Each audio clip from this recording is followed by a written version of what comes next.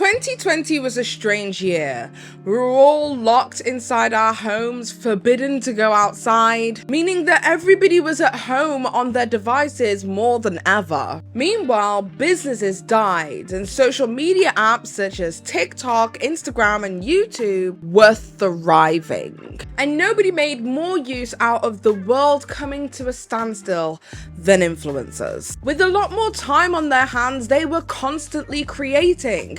And with us having literally nowhere to go, we were constantly consuming. Like most influencers, Colleen Ballinger and her best friend / assistant Corey wanted to take advantage of what we thought at that time was a finite moment of time. A time of unwavering attention from her fans. And she wanted to produce more interactive content on her Miranda Sings account.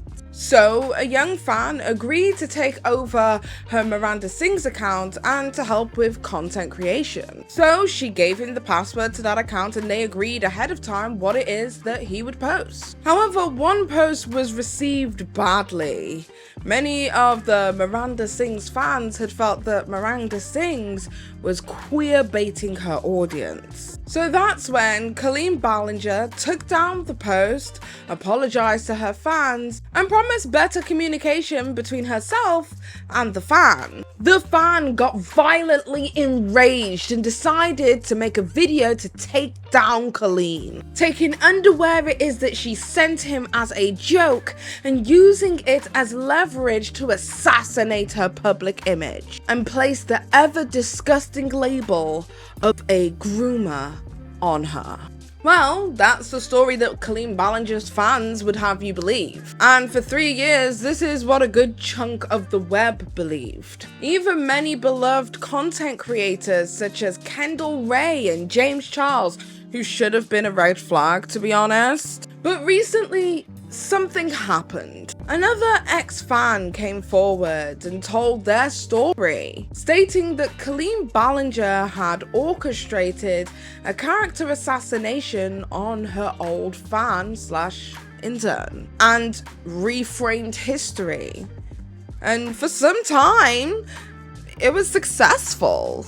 Well, these two ex-fans would end up being content creator Adam McIntyre and Cody Rants. And the fallout of their stories would, some 3 years later, turn social media upside down. To a point where even mainstream media is talking about the Colleen Ballinger situation. Colleen Ballinger has blocked almost every single person who has brought this up on all of their social media platforms, as well as hiding comment sections. And more recently, some of Colleen Ballinger's family members are also being called out for their alleged inappropriate conversations with minors. But in order to understand all of this, we have to rewind to the 28th of April, 2020, when Colleen Ballinger would first be exposed in an explosive video by commentator Adam McIntyre. At the time, I saw this as harmless, and I was just really excited that my favorite person in the entire world wanted to talk to me. Do you want the bra, Adam? Do you want the bra and panties? She said she wanted to send me her lingerie. I'm not lying, she did.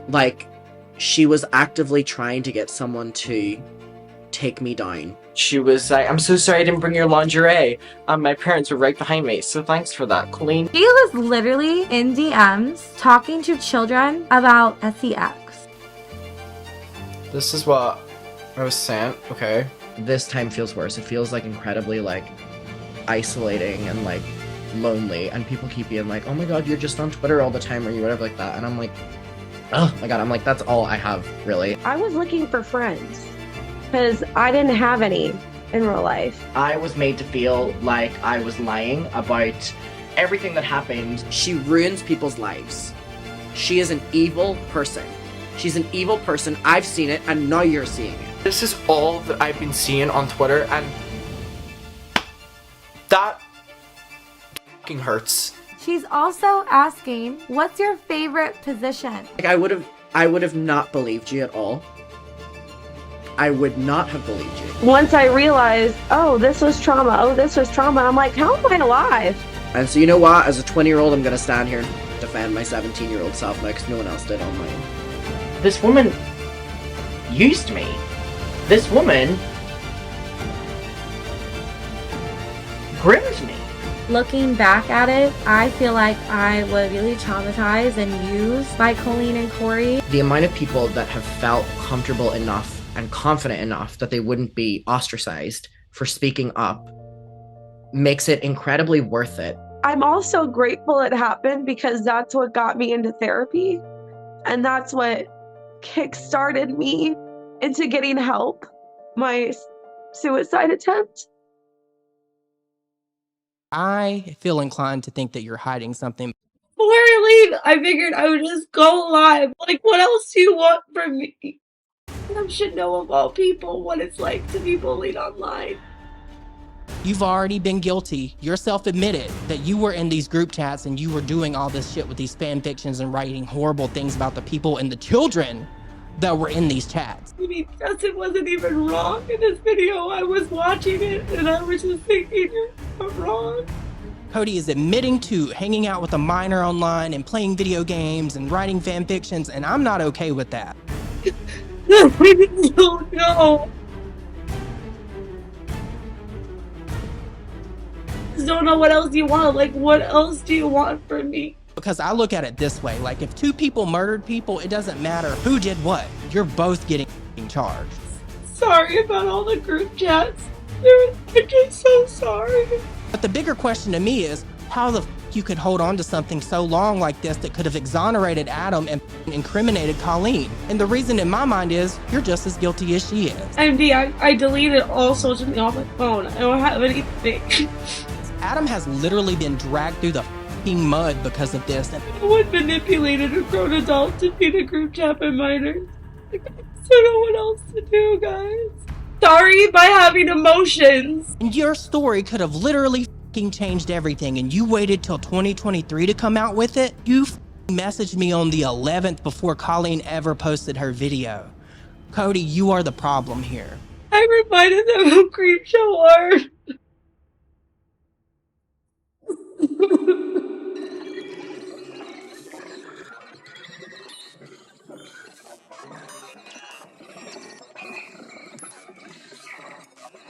Okay, so on the 28th of April 2020, Adam McIntyre would make a video about Colleen Ballinger titled Colleen Ballinger Stop Lying, detailing his experience not only in the Colleen Ballinger fandom, but also as her apprentice, and what he believed was their very close personal friendship. Now, if you don't know who Adam McIntyre is, he is like a YouTube vlogger turned commentator with over 200,000 subscribers. He made his first splash into the commentary community when he made his first video on Colleen Ballinger.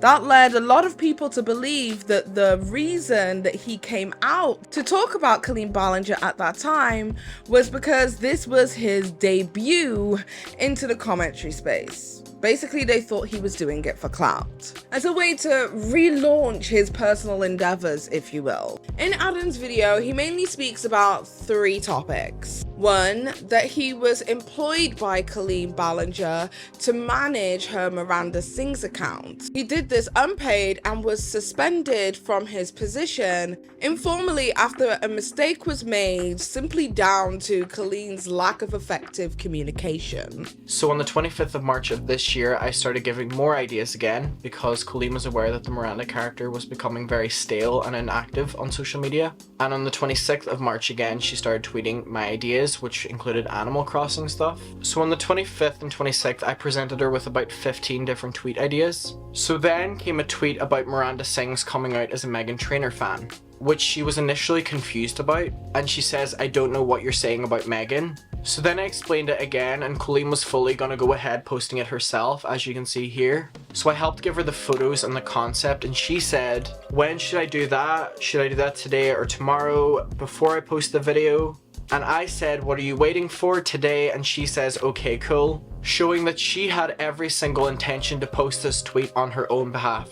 And then on the 26th of March at 12 minutes past 10 p.m, she messaged me and said, I have a present for you today. I've never done this with anyone, but I'm trusting you.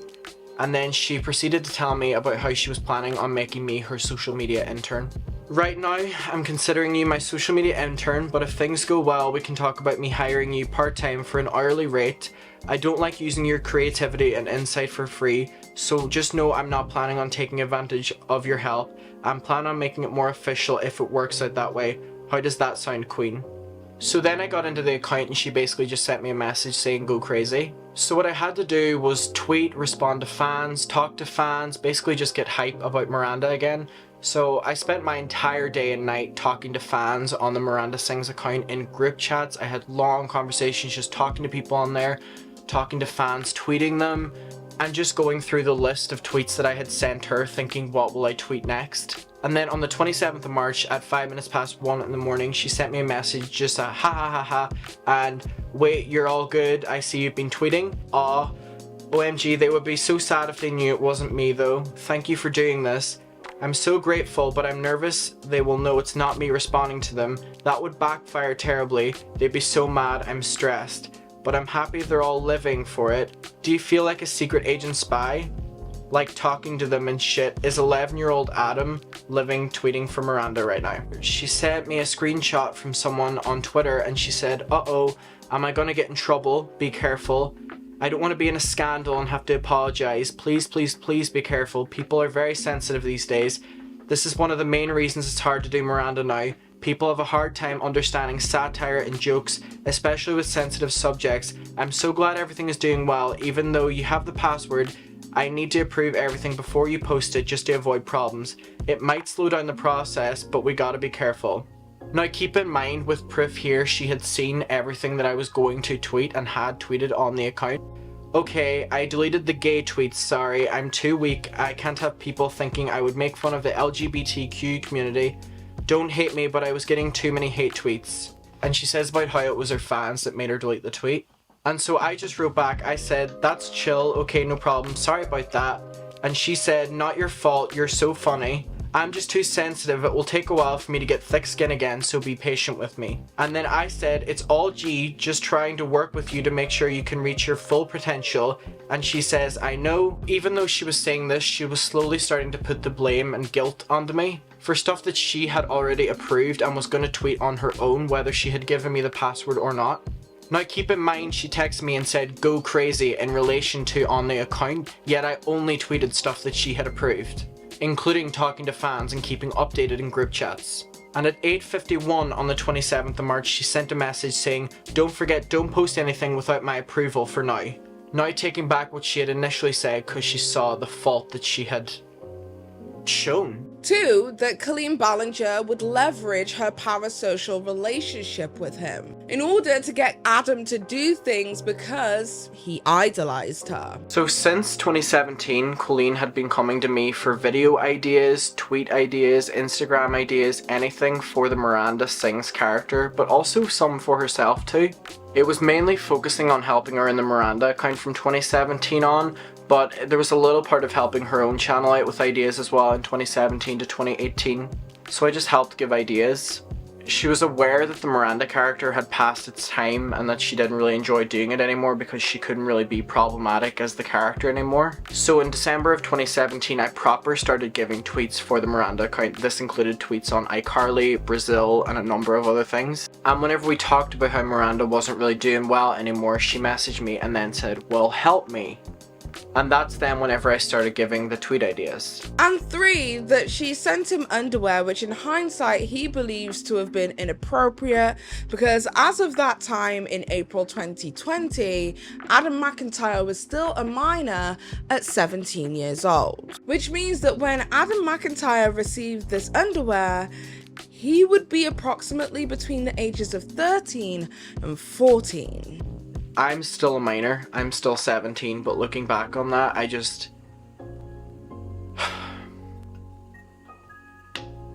You know yourself.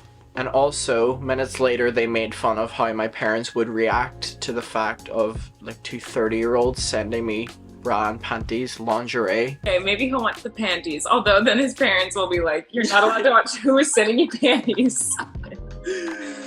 Maybe like, Mom, don't worry, I watched a boy wear them online first. So I still have this. My mom kept it. I didn't even see these because my mom had just taken them away because she was so shocked. So this was what I was sent. So that was a big warning sign, but because I was so young, I didn't take it. After this video, Colleen Ballinger would release an apology video, if you can even call it that, where she would address claims in the video titled Addressing Everything. In this video, Colleen combats Adam's claims by saying, 1, that she's always sent weird items to her fans and didn't really consider what it would look like sending ugly underwear to a fan who's obviously underage. And I've always given out weird random things in live streams. I've given out a taco costume, I've given out old bobby pins, dirty shoes. A few weeks ago, I sent a fan like a single piece of toilet paper. I've always given away weird stuff. And so in my mind at the time, this was no different than all the other weird stuff I send to my fans as a joke. Now, in hindsight, I see how completely stupid of me. I should have never sent that. I don't know what part of my brain was missing at the time that I thought, oh, this is a normal, silly thing to do. I should have realized and recognized how dumb that was and never sent it to him, no matter how much he asked. That if she was aware that Adam McIntyre's mother was uncomfortable with the situation,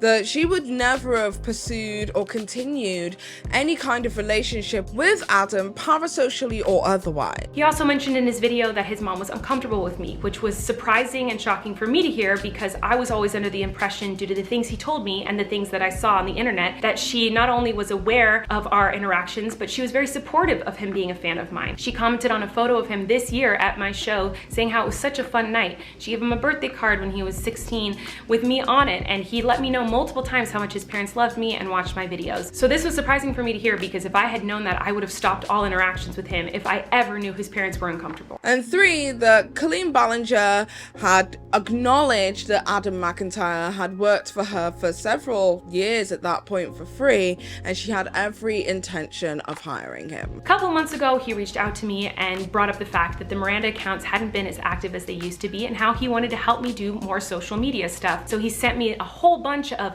edited photos that he had in a folder ready to go for Miranda. He told me about a bunch of funny tweets he wanted to post, and he let me know that he had experience working in social media. He really vetted for himself, and because I'd known him for so many years, I was overexhausted and I don't have all the time I used to have to run all my social media. I thought, you know what, this might be a good situation to test run this and see if this could work out. This wouldn't be the first time I had hired a fan. I love hiring my fans for many reasons. 1, they're super freaking talented. 2, they know me better than anybody. And 3, I love supporting their dreams and passions in any way that I can. I've hired my fans to design merch. I've hired fans to go on tour with me. I've hired fans to edit things for me. And how hiring my employees works is I usually do a little test run to see how it goes. If it goes well, then I hire them officially through my company and they are paid legally through the corporation. It was no different for him. I wanted to do a little test run. If it went well, then I wanted to hire him. After this response video made by Colleen Ballinger, it seemed as if the entire community was on Colleen Ballinger's side. The community seemed to place blame on Adam's parents for not doing their due diligence because they didn't watch their son's every move online. Not the grown adult engaging in weird behavior. Over the years, I have documented a lot of Colleen Ballinger's past transgressions, and I've always found it extremely weird that people just allowed this situation to be swept under the rug. With big names such as Kendall Ray and James Charles and Todrick Hall standing up for her and pretty much backing her, she got out of the controversy pretty much scot-free, unscathed.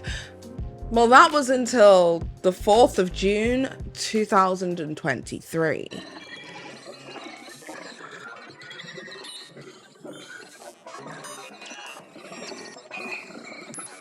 Okay, so on the 4th of June 2023, a commentator by the name of Cody Rants would release a video titled Why I Left the Colleen Ballinger Fandom. You may know Kodee as the rant-styled commentator best known for her hilarious review of the James Charles makeup palette in collaboration with Morphe. Explain that! Mr. Charles! Read my mind, Charles. Pretend you're an X-Men for a second. It is not okay to do this to anyone. I don't care what formula it has, but you should never, ever, ever try to promote a product that does this to another human being. In their Why I Left the Colleen Ballinger Fandom video, they expressed what the culture was like within the community. Then I started joining the Colleen Ballinger group chats so I could like talk to people and like make friends because I didn't really have any because I was a loser. That was a fun time. And by fun, I mean horrendous. It was not fun. It was the opposite of fun. It was horrible. When I started joining these group chats, I did not know at the time that there were minors in these group chats, which I should have done the research on. So I want to apologize to any child who were in these group chats. I should not have been in a group chat with you. The group chats that Colleen and her best friend / assistant Corey would be involved in. Here's one. Are you a virgin? This is Colleen in a group chat with children. They're called the Weenies. This is the group chat. If you're in the Colleen Ballinger fandom, you know about this group chat. She's also asking, what's your favorite position?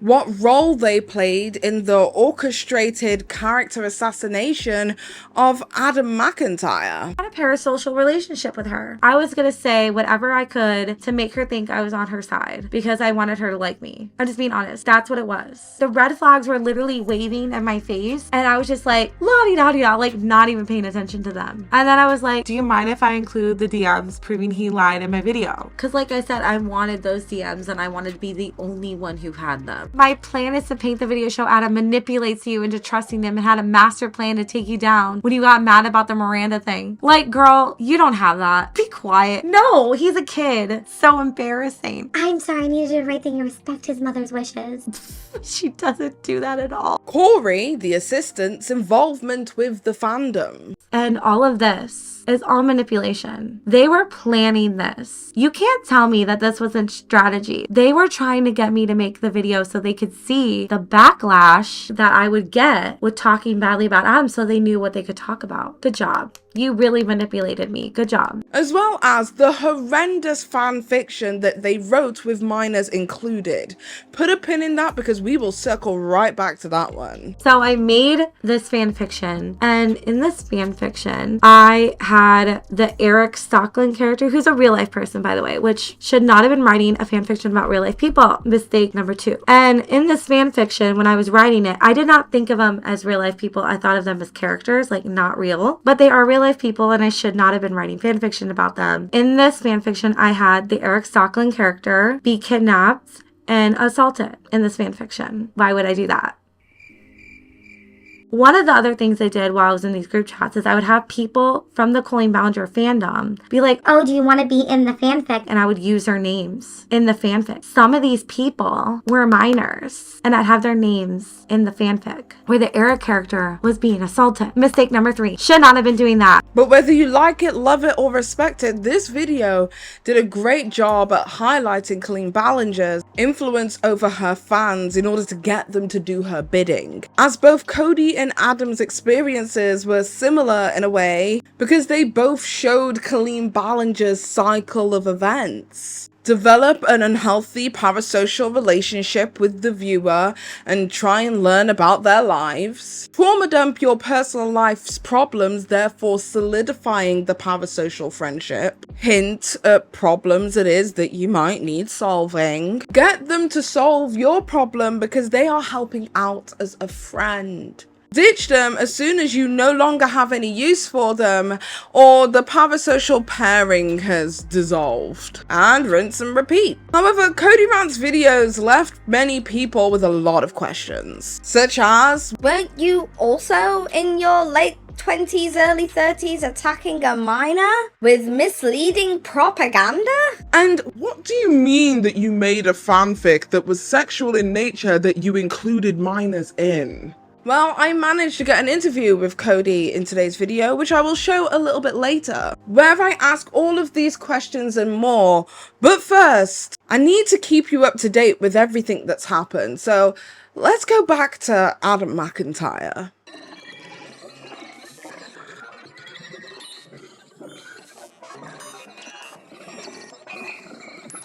So Adam McIntyre, after years of being called a liar and accused of attempting to take down a very honest YouTuber for clout and the relaunch of his channel, finally got validation. He first made a tearful video reacting to Cody Rants' video and expressing his gratitude that his truth was out there. This video was titled "I Was Right About Colleen Ballinger" on the 4th of June 2020. And yes, I never said it in my first video, but I'll say it now as a 20-year-old. Colleen Ballinger grooms her fans. Emotionally grooms her fans for her own benefit. She's done it to me. I will go on the record saying that. And she's done it to Kodee Tyler, and I'm sure Kodee would go on record saying that too. He then subsequently released another video where he details his experience titled "My Relationship with Colleen Ballinger," where he details how deep the parasocial relationship was, with screenshots and receipts. This video was released on the 7th of June 2023. In this video, Adam details how Colleen would influence Adam to go onto gossip websites and to keep her up to date with what every person was saying about her, in some kind of obsessive echo chamber. That's one of the things that made me more upset when there was rumors going around that all of your just views are paychecks to me. It offended me so much. You guys are my friends. We're not her friends, but she was getting called out on Gossip Garden at the time and for parasocial relationships, and said this to me, that she was upset, so I would go and harass the people on the Gossip Garden. Y'all are my sunflowers, my happiness, my everything. So squinty. So basically her making a joke that she's being so soppy. And I genuinely mean that, proud of you. She didn't mean any of this. At this time, I spent my night harassing people on this gossip site for saying that she doesn't care about her fans. Because look, she loves me. She loves me. How Colleen Ballinger would ask inappropriate questions about his body or his sex life. I, like I said, got reached out to by a lot of people that were in this group chat with me, the Weenies. And DMs have been starting to be leaked by members in this group chat because they're all seeing how inappropriate it was now.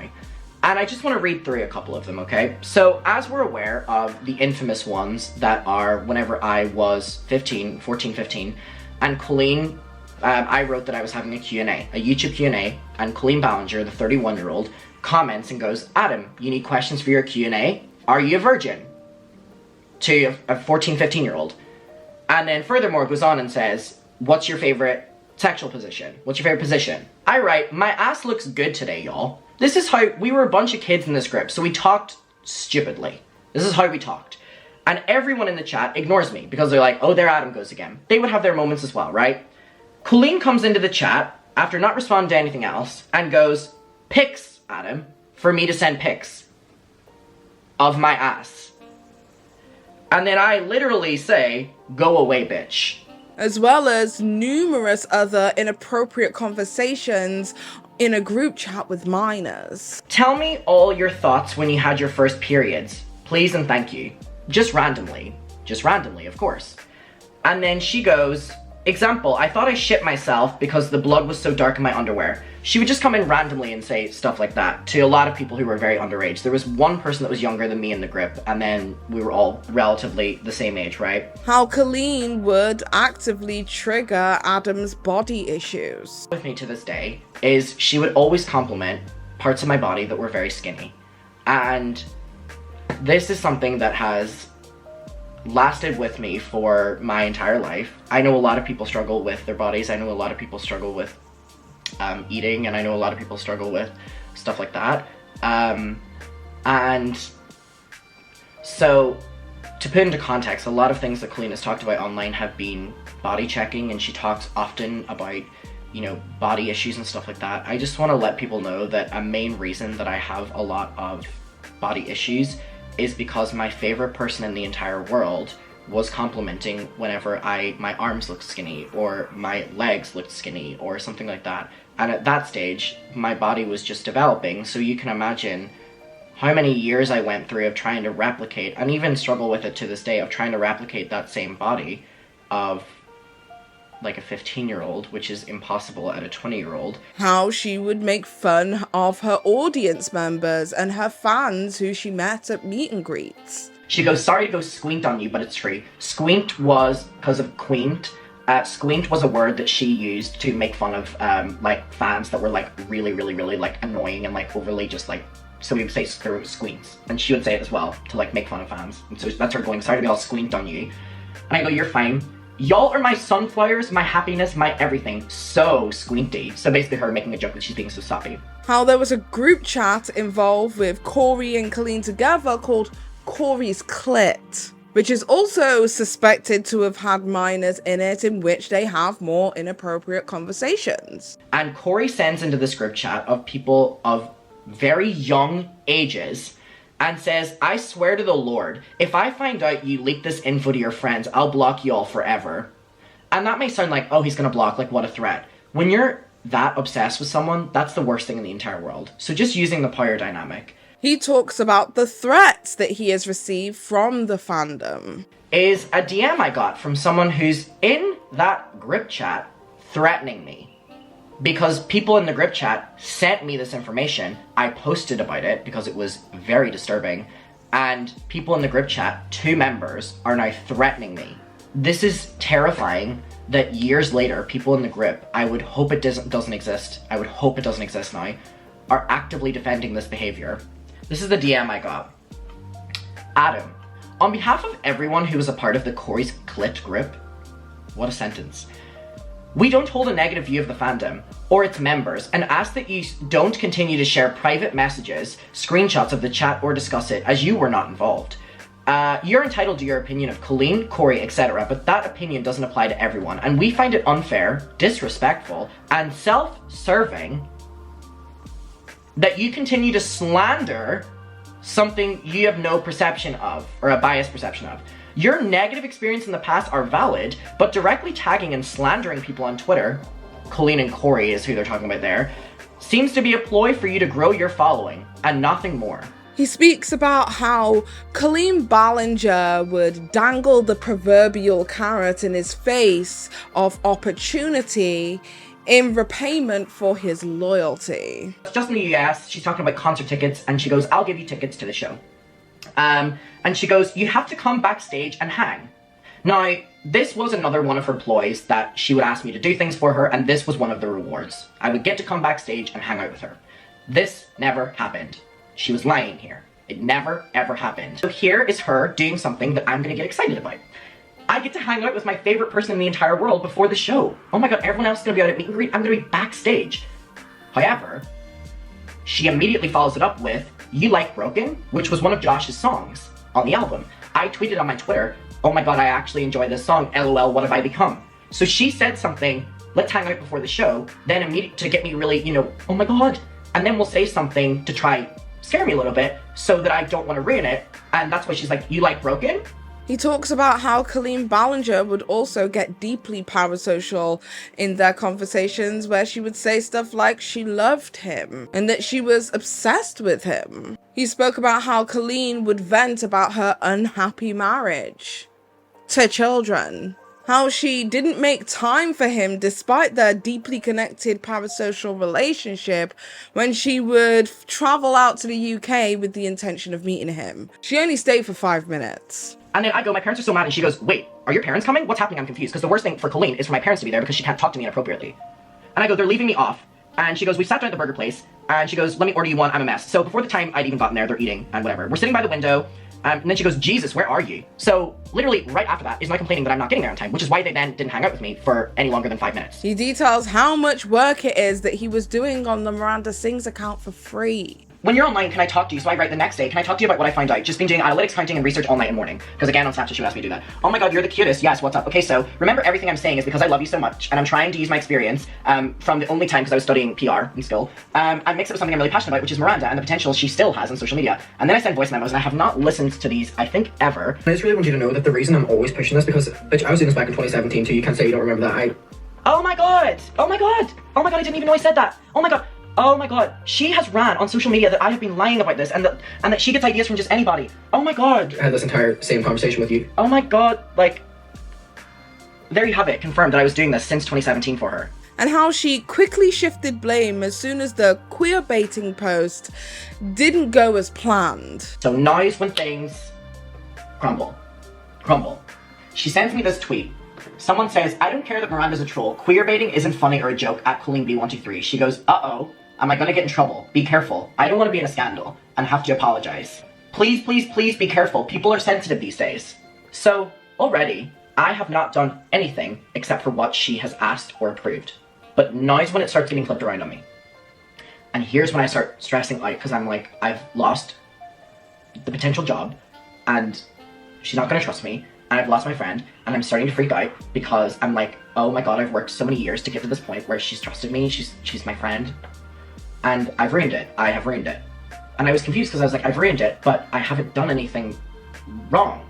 And how after that moment, after that one mistake, that lapse in judgment, that communicational error, Colleen Ballinger never spoke to Adam McIntyre ever again, and began turning his friends, the people that he had become close to within the fandom, against him. Now, all of this is taking place, mind you, around the time that Adam was between the ages of 13 and 17 years old. Yes, that's right, the teen years. You know, when we're at our most confident and most well-adjusted with ourselves? He worked for her, he went to her shows, he bought her merch. In the middle of the pandemic, he had his entire socialization within the fandom. And the moment he did anything that caused the smallest bit of problems, she dropped it. She took it all away from him. She essentially exiled him from her very own community, leaving him with nothing and nobody in the middle of the pandemic. Hearing about this situation again for the second time in 2023 with receipts,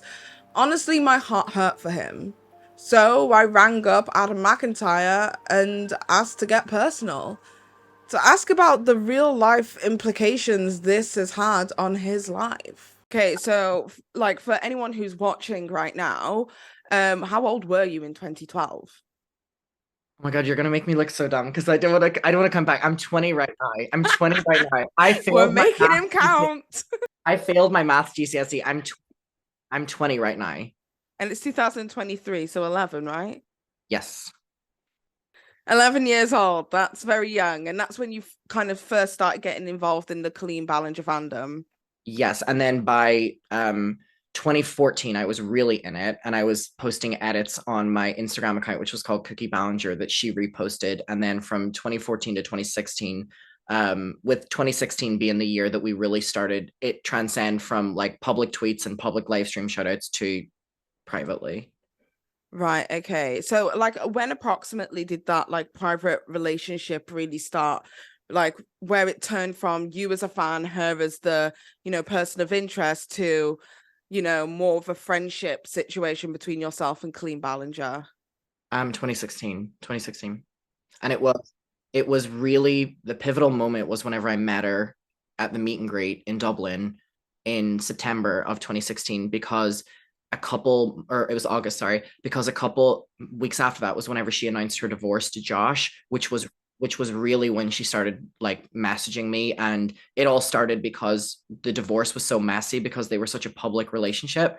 So she was getting backlash, he was getting backlash, she was getting praise, he was getting praise. So she kind of confided in me to like tell me information to make me side with her, which of course I was going to do anyway because I was stupid, but like more so that I would then turn against Josh. And then it just kind of progressed until I was getting told information that made me want to like tear Josh apart. You have your own fandom, right? Called the Muckers, yeah? And I know that you guys have spaces, you guys have groups where you have conversations. Where for you do you think that line between creator and parasocial relationship, where do you think you would draw that line for your own audience? Well, I applied what happened to me. So it's not group chats, but it's Facebook groups or it's Discords.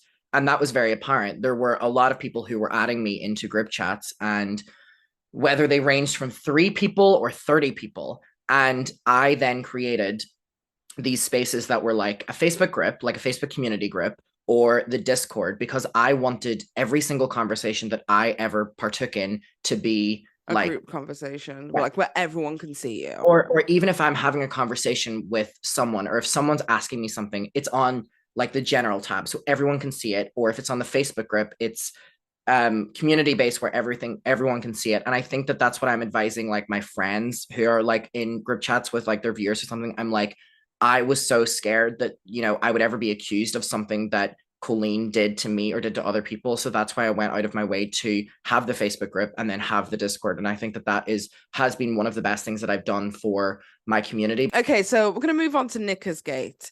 Mm-hmm. Oh my God. Talking to you, I was fucking calling it Knickers. That's the first time in talking to anybody about this topic today that I've laughed when that came up. Nickersgate. Right, so we're going to go back to Nickersgate. Obviously, this was 3 years ago now for you.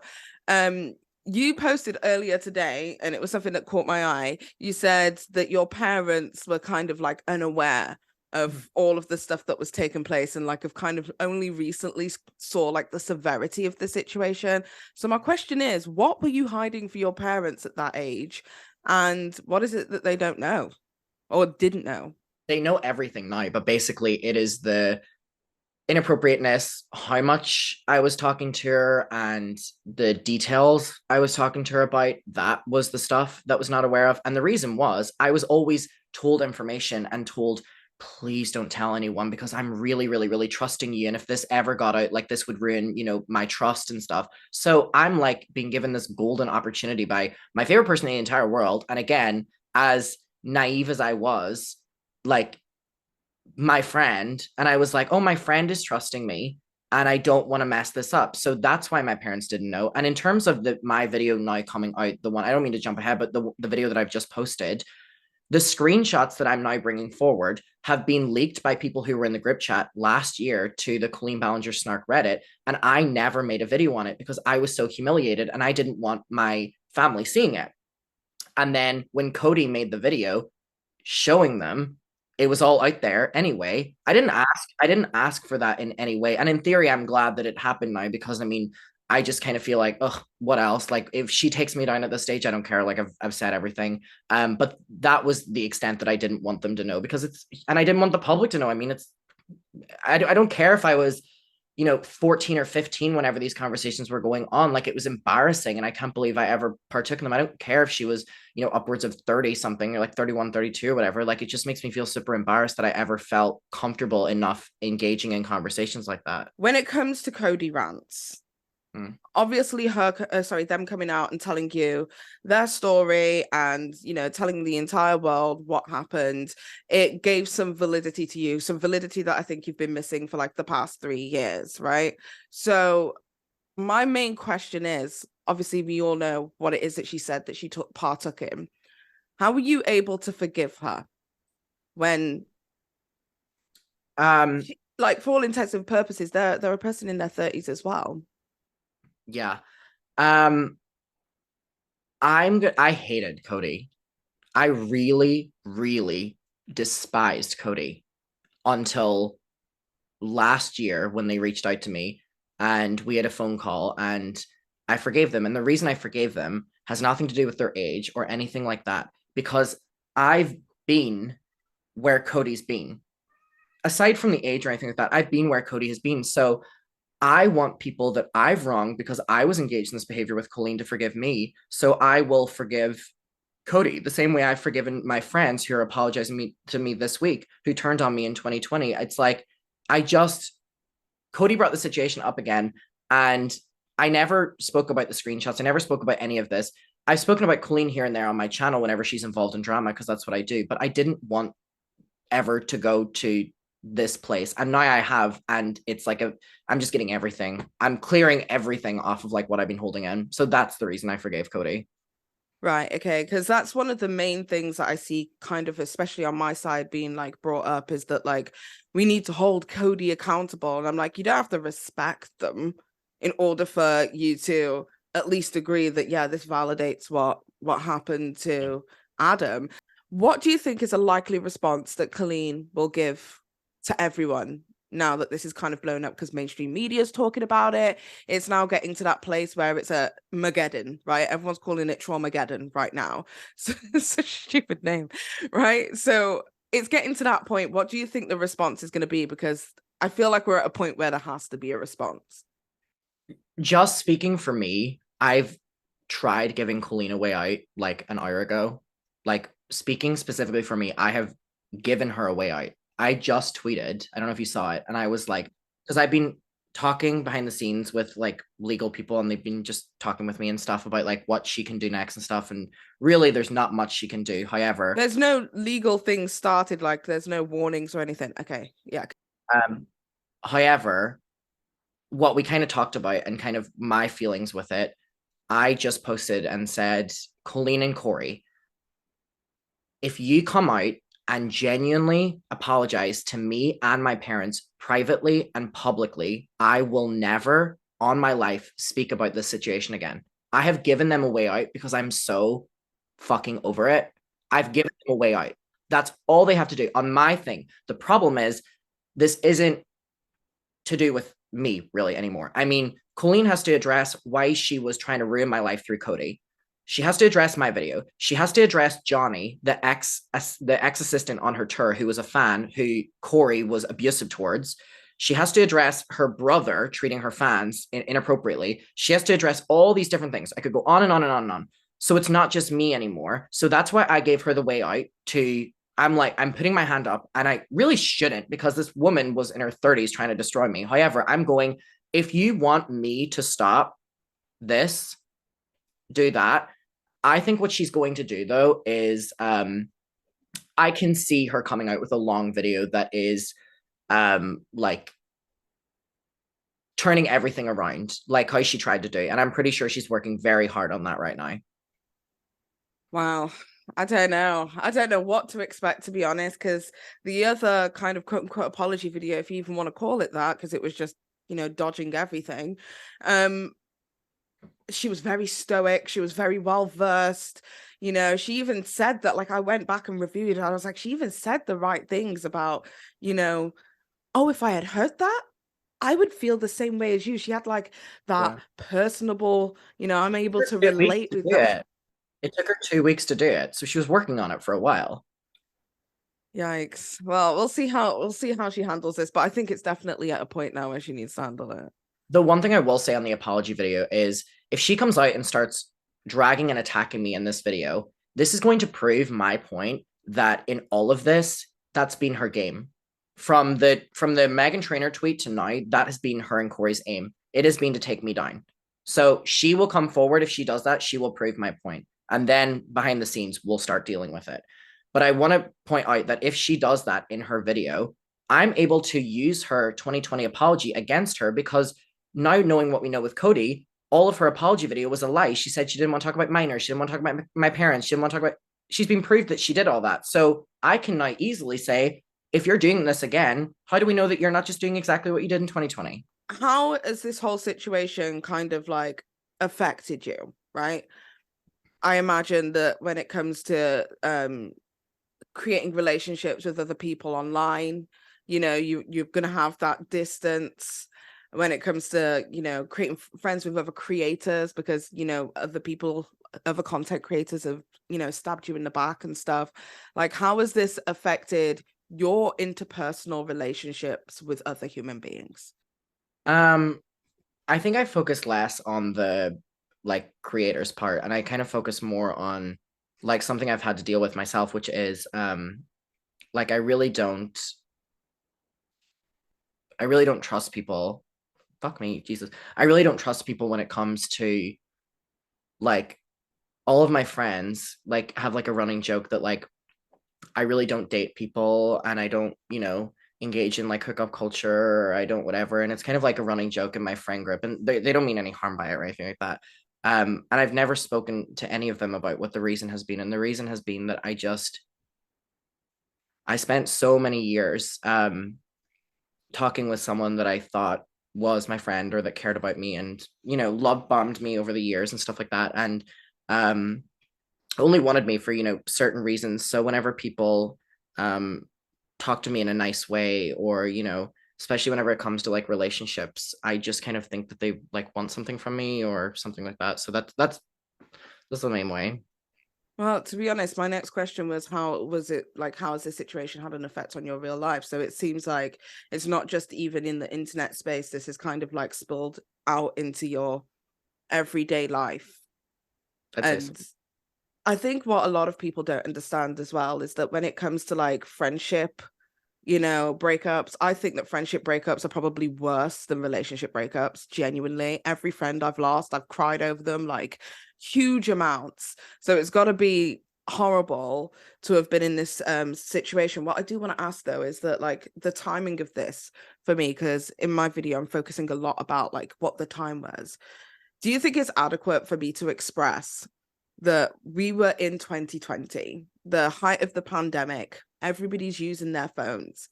You've created a parasocial relationship with another content creator who tells you they love you, they're obsessed with you, they keep looking out for you, checking in on you, and you've got that relationship in a world where really all we have is our phones, right? And then there is this whole world of Colleen Ballinger that you have made friends with, like in every corner. And now, not only does she take away her friendship from you in one of the hardest times in human history, but also the community that came with it. Yeah, I mean, I definitely think it was very planned, and I definitely think it was very calculated, and I don't think I thought that until probably this week, whenever I've like started really deep diving through everything. And I think they were waiting to get rid of me, and I think Colleen specifically, and I don't think it had anything to do with the pandemic necessarily, but I think it had everything to do with her son. I think that up until Colleen had her son, she relied on me to be Miranda Sings for her income, and she relied on me to be the brains behind her videos. Very apparent, right? So whenever she has her son and she changes into a different style of content where she doesn't necessarily need my ideas anymore, I think that was when she was like, oh. So I think that was the reason. But of course, it happening during the pandemic was, you know,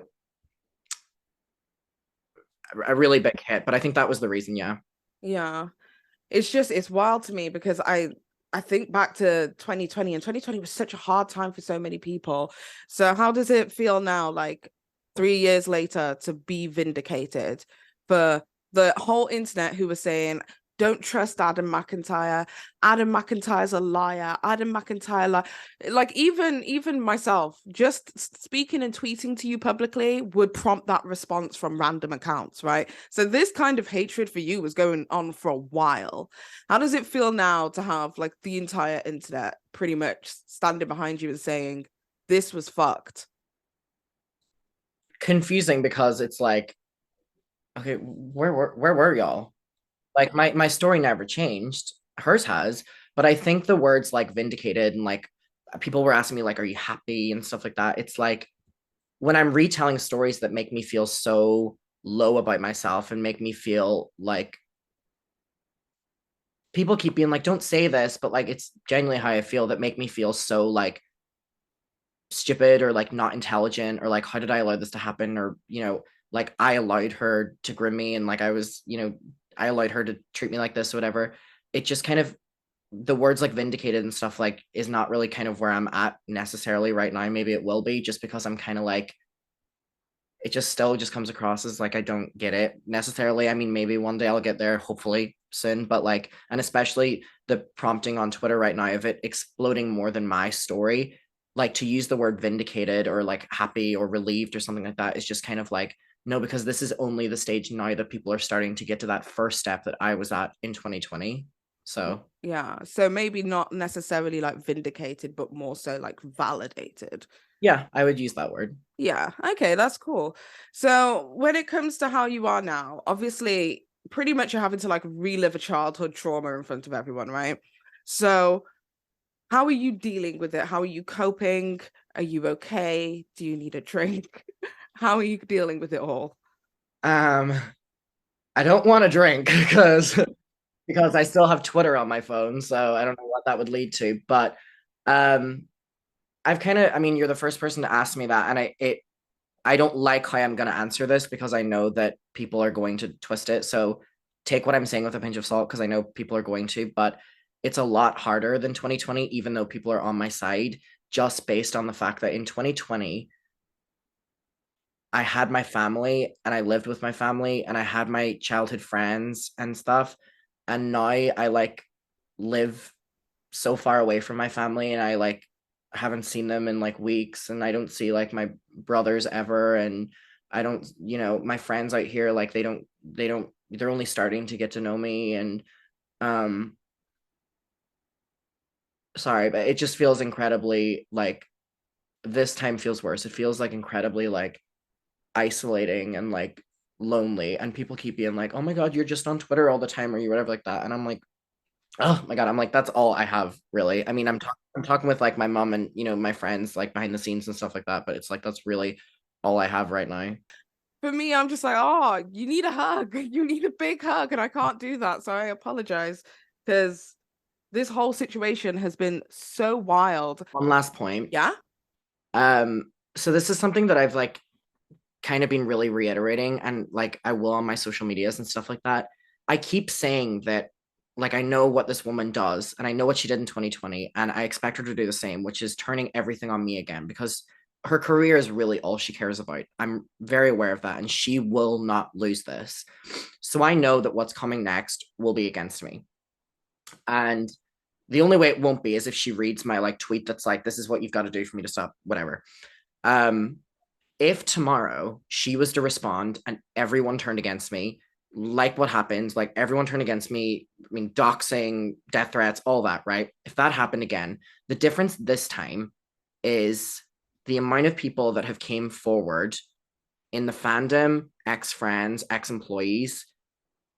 If everyone was to turn on me tomorrow, the amount of people that have felt comfortable enough and confident enough that they wouldn't be ostracized for speaking up makes it incredibly worth it, because there's so many people here like, I've held on to this for so many years, like I've been in therapy for this, and I'm like, shit, I didn't ask for any of this to be brought up again. You know, Kodee video, which made me then, and now me having to put everything out there has led that. So if everyone was to turn on me and no one respected my video or anything like that, the amount of people who felt that they can come forward and release something, let me tell you something, when you release this kind of stuff, because no one takes it seriously because it's all online stuff, it was worth it. That's like my final point I want to add.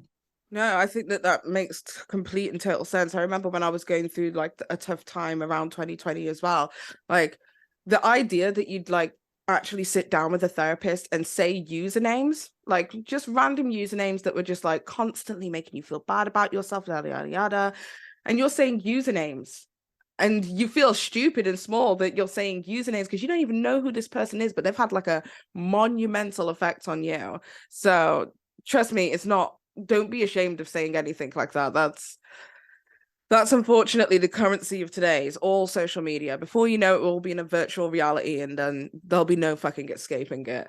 But I just want to say thank you as well for taking the time to have a conversation with me this evening. Hopefully it wasn't too like. And thank you for wanting to talk about it as well. I really appreciate that. No problem at all. Well, I'll stop the recording and I'll continue talking. Hold on. Wow. People are calling this Traumageddon, and honestly, I don't think they're wrong.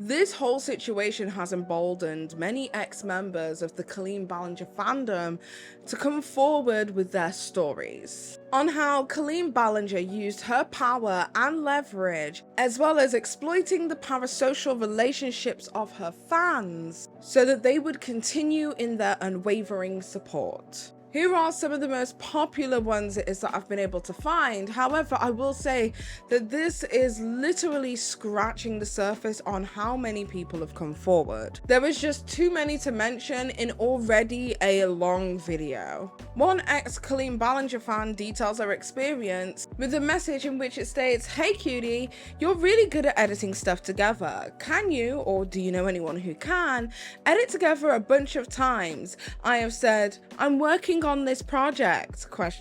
If not, no worries at all. Kiss." They responded with, "Hey, I could try my best since you've said it a lot. It will be a challenge, but I'll give it a go." They state, "Doing so made myself sick because I didn't eat for days, which made me collapse, resulting in cutting my head open and then being taken to the hospital. I never got any credit for the work I did either, may I add. I don't even know what it was for either. Another person who began to get close to the Ballinger family was an individual called Johnny. They posted quite a long TikTok video detailing their experience. Now, just to give you some context to the situation, Johnny used to also be quote-unquote employed by the Ballinger family, but not by Colleen, by Colleen's ex-husband, Joshua David Evans. And Joshua's story is almost identical in nature to Adam McIntyre's story. They were employed from a very young age, had been within the fandom from a very young age. He took over a social media account for a character created by Joshua David Evans, and when things went left, he was dropped like a sack of shit. Take a look at his story. I understand having fans, and I understand your content catering to a younger audience. That's fine. But if we want to talk about boundaries, Joshua David Evans, let's talk about boundaries, shall we? Because when I first met you guys in person at this point, we had, been tiny chatting, which is essentially Zoom, but like big group chats. We have been doing that. Twitter, Skype, you name it. But when I had finally met you guys in New York,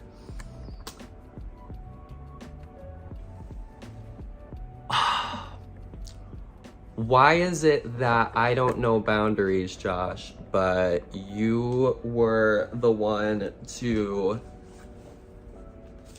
sign this crown with Colleen and Miranda, and then you not only signed it, but you continued to open it up and write in it, and when I opened it, I'm not gonna show the whole thing, but that looks like a phone number to me. That's your phone number, from 2012 at least.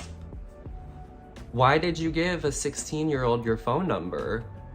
And you always told me that I was like a brother to you, and that if you ever made it big, you were gonna take me with you, and all sorts of nonsense like that.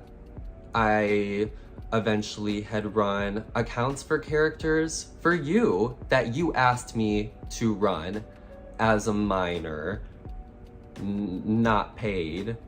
And don't act like you didn't really care about these accounts. This account didn't really mean anything to you, because I know damn well how much you love attention, and you ate that up. Your friends ate that up. People in your circle told me how much you all ate that up. And he just gave me complete access. He occasionally, I remember, would give me some feedback, or he'd interact with the account and he'd tell me I was doing a good job. He'd butter me up, but I never received any payment for it. I just got words of affirmation, and it was bullshit. And he had even went as far as to get my family involved. He had developed friendships with my parents, my sister. He felt very much like a family friend to us, and I think that's even why everything now just kind of waking up and realizing that he wasn't the only problem, and every person who plays a part in this story is equally at fault. And yeah, I would like to read the DM that I was sent by Josh. Keep in mind that my last DM to him was March 16th, 2015 at 6:22 p.m. And I said, hey, I need to talk to you ASAP. He did not respond to that, and then I think that was around the time the divorce was happening, so in hindsight, don't expect him to respond to that. Like, he's clearly going through real life shit. But that is the last interaction I ever had with this man. This man I literally felt like was an older brother to me. He just ghosted me. He went ghost. The divorce was announced and he took me off of his channel.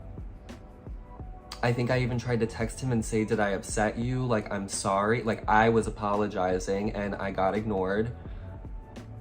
I was just nothing. I was just totally disposable. That's how I was made to feel, at least. Another fan called Becky came forward with their experience about how vulnerable and exposed they felt by Colleen Ballinger.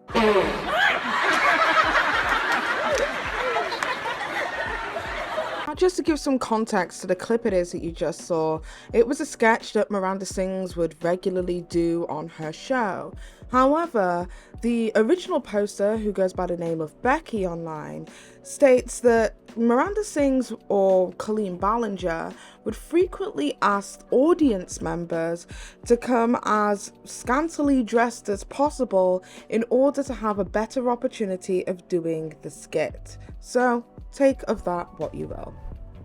And in what can only be described as a sickening turn of events, Colleen Ballinger's brother was outed by a former fan for his inappropriate DMs to them. A fan by the name of Oliver posted a tweet thread to Twitter that reads as follows: a thread of things that Trent Ballinger, a man in his 30s, sent to me when I was 13 to 14 years old. Okay, just don't share our conversation with anyone.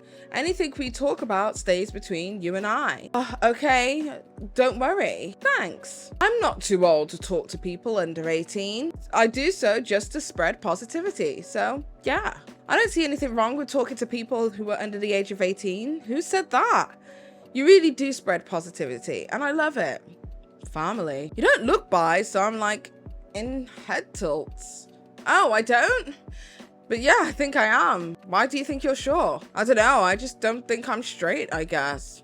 Just be honest with yourself. You're young, you don't have to label yourself yet. You are very right. Yeah, I don't want to completely label myself yet, but I guess it's the closest thing that I am is to being bi. Why do you think that? I'm curious why. I don't know, I guess why would I think I'm straight? At this point, I just really don't know what I am, but I'm questioning. How old are you? 13. Yeah, I wouldn't question it yet, Peapod. Night. Don't let the sexuality bite. It's okay, you're gonna grow up doing what you love and probably fade away from me. P.S. You should come to the Orange Show. Oh my god, I wish I could, but my mum says I can't go to California. Why not? Because she doesn't really like California. I don't know why. I love it, and I've always wanted to go, and it's really far since I live in Pennsylvania. What's wrong with Cali? My mum really hates traffic. Yeah, but when I'm an adult, I really want to fly out to California by myself. How long do you have to go? The earliest I could go would be summer of 2023. I will be 18, but it might have to be 2024 or later, sadly. How old will you be? In November? Yeah, almost 14 at that point.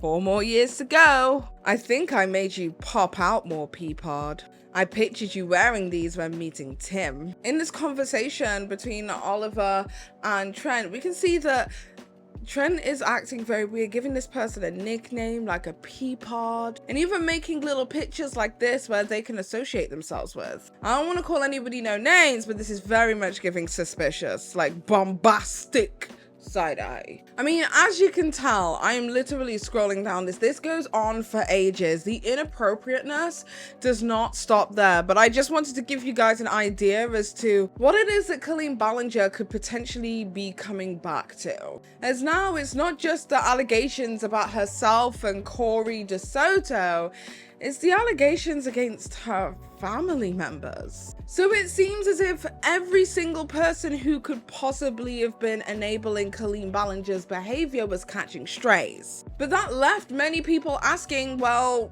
hold up.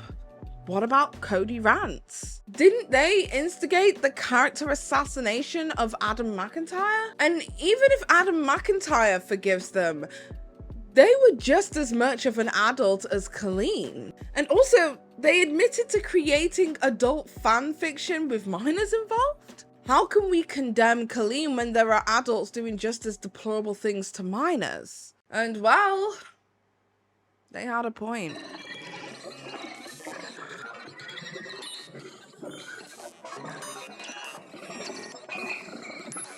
Okay, so just a bit of forewarning before we continue with this section of the video.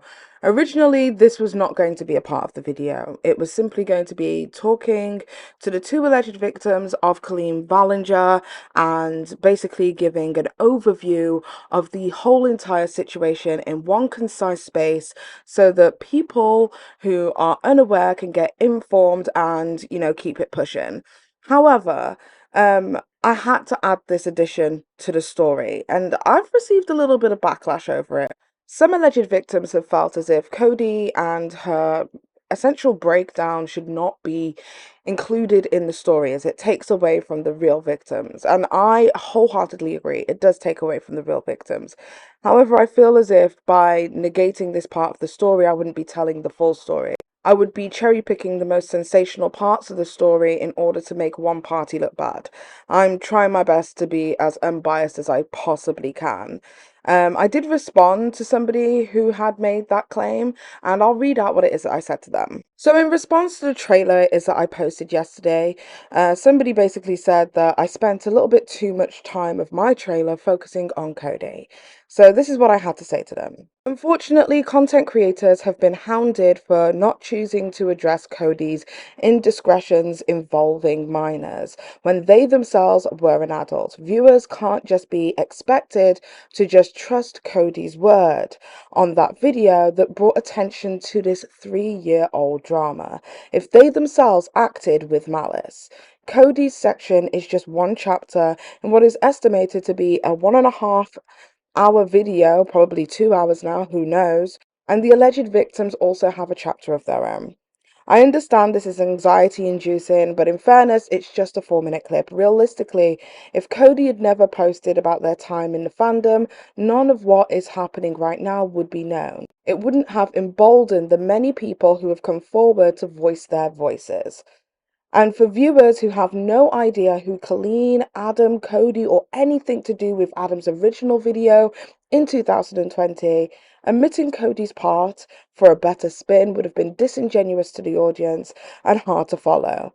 It's sad that this has to be included in the story, but Kodee is an instrumental part of the story, and it's a shame that they acted in this way, and I hope you're doing better.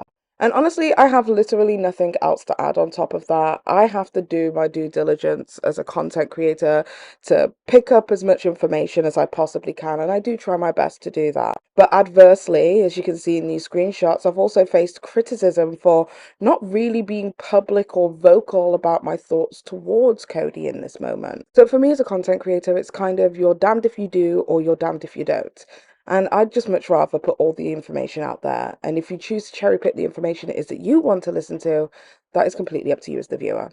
Anyway, let's continue. However, on the contrary, we also have the fact that there are now other people who are coming forward detailing their experience with Kodee, and there is a potential chance of additional trauma through Kodee as well. So I question which victim's voice is bigger. The one that we should be focusing on, the most popular one, or every single victim who has a voice who deserves to be able to speak up about whatever it is that they have experienced. I'm not in the game of silencing people. So Cody Rants, as you can imagine, had a hard time coming forward with this story. They were essentially an instrumental cog in the character assassination of Adam McIntyre. I was discussing this whole situation as it was unfolding on social media, and there was quite a few people who were reaching out basically saying that Cody Rants' problematic behavior shouldn't be given a pass. So that prompted me to post the following in a tweet. I've seen a bunch of comments on Cody's involvement in the fandom, and what I will say is, they know what they did was wrong. This doesn't make them above scrutiny. However, it doesn't negate the validity of what they have admitted. You don't have to respect them to take away that Adam was intentionally character assassinated in a coordinated attack. I refuse to believe that Colleen did not know what she was doing, in the same way that I don't believe that Cody didn't know what they were doing. And I honestly hold the same values. I mean, you don't even have to be an Adam McIntyre fan or like him at all to realize that a woman who was in their 30s took advantage and manipulated him. And then when things didn't go their way, they decided to ruin his reputation. And you don't have to like or respect Cody Rants to know that coming out and outing yourself as a person who did not act with good intention was pretty wild, as reputational damage could be applied to Cody and Cody's channel for their transgressions at the time. So to bring you up to speed, Cody admits in their video that not only were they instrumental to the takedown of Adam McIntyre, but also that they had wrote a graphic fan fiction for a video that Colleen was producing, a video titled Acting Out Fan Fiction with My Boyfriend, that was released on the 7th of June 2018. In this fanfiction, many detailed that it was graphic and sexual in nature, and that Cody had asked in a group chat if many individuals, including minors, would like to be mentioned as characters in this fanfiction, or if they wanted to be written into the sultry story. There was absolutely no doubt in my mind that the reason that Cody came forward with this information in their own video was because they had to take accountability, otherwise it would delegitimize everything it was that they were saying about Adam McIntyre and how Colleen Ballinger was kind of like the puppet master, if you will, behind the scenes. So I sat down with Cody Rants to ask them the questions that I truly believe that the audience wanted to ask, and what they truly wanted answered in a final round of accountability. Back in the beginning, when he released his video about Colleen Ballinger Stop Lying, or whatever it was called, when he created that video, you came out with your response. You mean the one that like I did were in favor of Colleen? Yes, the one with the blue hair. Oh. What prompted you to do that? I was manipulated into making that. Like, I originally, when I first saw it, I was on Adam's side. Like I showed with my DMs with Spill Stash. I was originally like, this is fucked up. Like, I don't like this. I was defending Adam against like James Charles and stuff. And we all know my history with James. So I was really trying to like be on his side, you know? Sorry, the sun's in a weird place. There you go. But I was really trying to defend him. And then when all of that stuff happened, I was going to make a video and not be in Colleen's favor originally. And then I got the DMs from Colleen and Corey, and they manipulated me into thinking that Adam was lying. And then I also was still in the fandom. So people from the fandom were sending me stuff against Adam. And like everyone just kind of made me think that he was a bad person. But I didn't know like the truth at the point. I was still thinking, oh, he's bad, I gotta stop him, kind of thing, which is really sad when you think about it now, because like I was a 20 something, like almost 30-year-old person, and like there are more important things to be doing than arguing with children online. But unfortunately I didn't have help with my mental health, and I thought that was an important thing to do. And sadly, because of all the things that Corey and Colleen were sending me, I was manipulated into making that video against Adam. So, sorry to cut you off there. So, like, what kind of stuff was it that they were sending you in regards to Adam McIntyre? Everything you see in that video was sent to me. I didn't find any of it. So people were sending, like, the stuff, a lot of it was from Corey, which I can back up with screen recordings of my DMs. So no one can say that's not true. Corey, he is smart to delete his Twitter because there was a lot. Because I had a lot of stuff on him before he deleted his Twitter, because I knew when I was making my video that he was probably going to delete.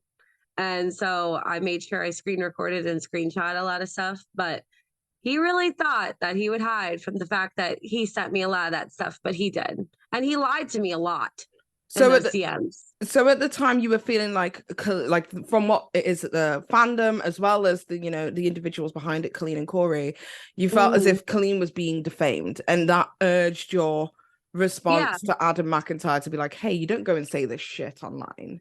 Exactly. Like, I was very close friends with a lot of people in the Ballinger fandom. Like, a lot of them, I had their phone numbers.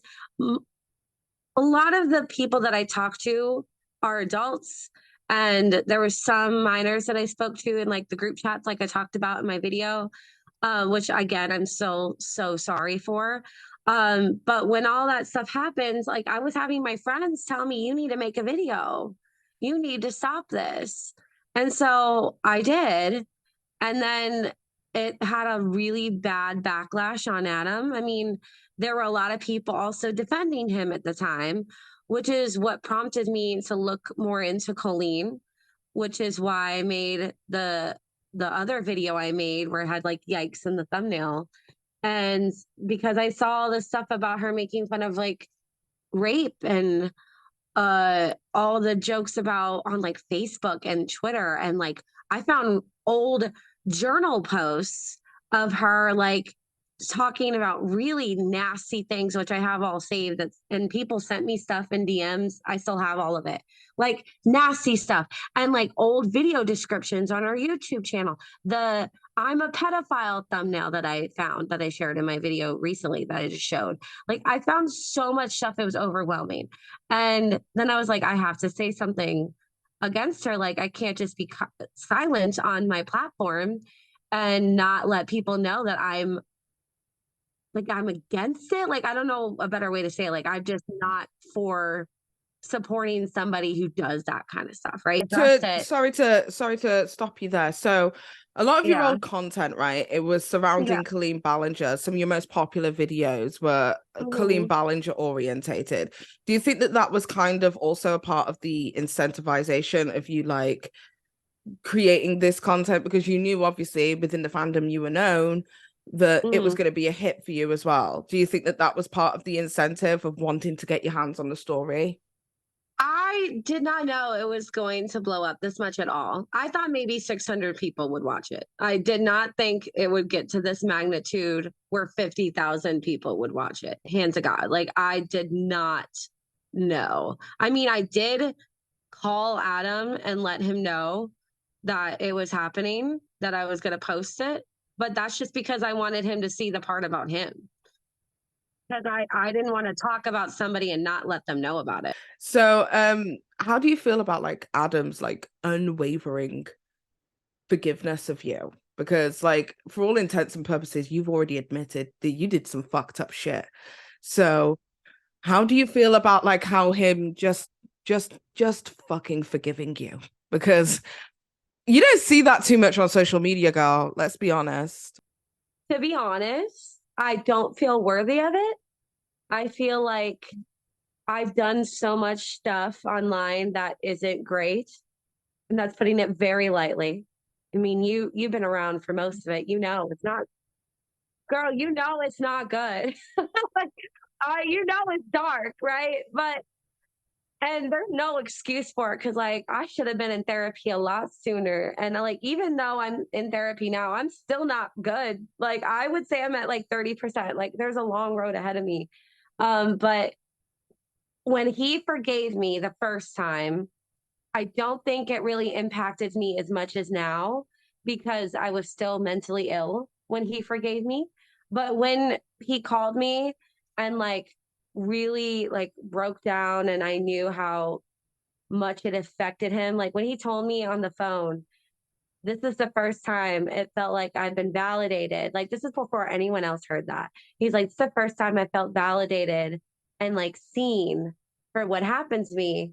And he doesn't know this. Well, no, now, but when he got off the phone with me, I sobbed.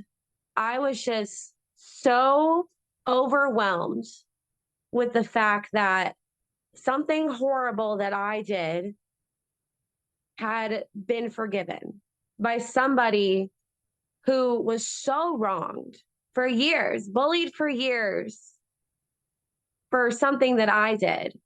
It was very overwhelming and emotional for me. And I made a therapy appointment after. So I knew that I had to talk to my therapist about this and that I needed to find a way to forgive myself. I feel like I've forgiven myself the best I can, but I still feel like this overwhelming pain from what I've caused him and so many other people by me silencing him with what I did in the beginning, if that makes sense. With Adam at the time of creating his video being 17 years old, and obviously you at that time approximately late 20s, right? Did that factor in to you at all? Did that register at all when making the video that like, oh, maybe I should approach this differently because this is a minor? Unfortunately, no. I wish it did, because now if that had happened, never would have made a video at all talking about him, because now I know that that's wrong. I wish I knew at the time. I wish I could strangle my old self and go, what the hell are you doing?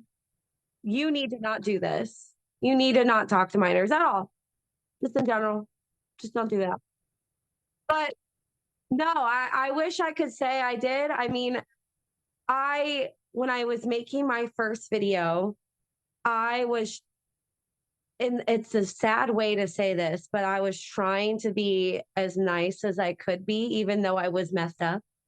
I was trying to be nice, but I knew deep down that when I was making it, that I was just so heated by the whole situation. I think that I was going through trauma and the inside, and I was kind of taking it out on him and everyone else. If that makes sense, I was projecting my anger onto other people because I think deep down I knew everything was wrong. And then I realized it too late. And I feel so bad. That's why I said at the end of the video in my new one, I said I never should have made this video. I should have just made that video going after Colleen, because that's what I should have done. I had to, it took months of therapy for me to realize that, but that's what I should have done in the first place. Never should have made it, unfortunately. Let's have a quick conversation, I think, with one of the things that I think that a lot of people have a problem with, which is the fanfic, right? There is a fan fiction book thing that you did on Wattpad quite some time ago. Some people have detailed it as sexually aggressive. I once again have not read this thing. I've not been able to find it anywhere. So yeah, I deleted it. Okay, so you deleted it. So what's the story there, and how did minors get involved? So here's the story. When I made the fan fiction, I was obsessed with Colleen, and that's a mild way to put it. I was like obsessed with her and her family, and I was like, what if I write about how Colleen and Eric got together? And so when I wrote it, people even in the fandom were like, this seems almost real, like because of how detailed I'd be at it. And the story, like I talked about in my video, was also relating to my own stalker that I had at the time. So when I wrote the story, I wanted to have a stalker in it. So when I was writing it as characters, even though they were real life people based on the characters. And I had that Hello Baby group chat. And so when I was deciding to start it, I asked, hey, do you guys want to be in the story? And the people who wanted to be in the story, I would add their names in, not thinking anything of it. I would just name the character that name, not thinking about who. So that's how the people's names got in. So the main storyline that I had in the story was that Eric Socklin's character had an obsessed ex named, I believe, I don't want to say her name actually because it's the person. I'll just not. But he had an obsessive ex. I'll say obsessive ex. And that obsessive ex had a miscarriage when they broke up or something. I'm going off memory. And then when that happened, she wanted to like have the baby still that that they lost, because like when he broke up with her, she lost it because of like the trauma. And I wrote about that also because I had recently had an abortion. So that's kind of why I added that into the story. Oh my God, that's gonna make me cry just thinking about it.